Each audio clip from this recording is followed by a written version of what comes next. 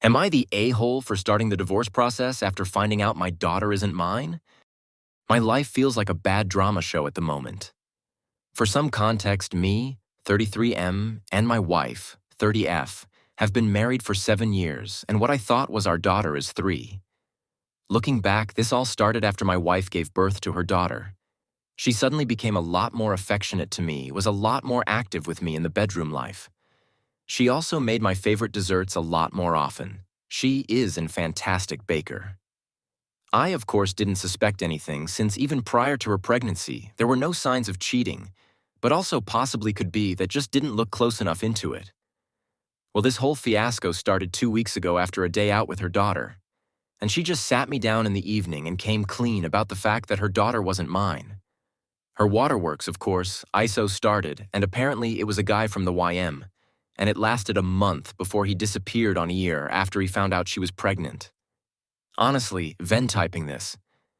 Now I feel like crying since I thought did everything perfectly, but she still cheated. As much as I wish I could say I had a stone face or something.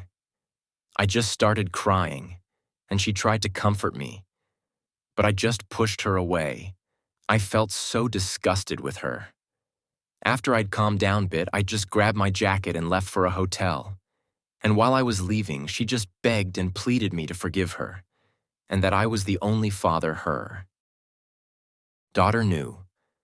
After crying myself to sleep in the hotel the next day after I turned my phone back on, I had seen she had blown up my phone and I didn't read any of it and just blocked her.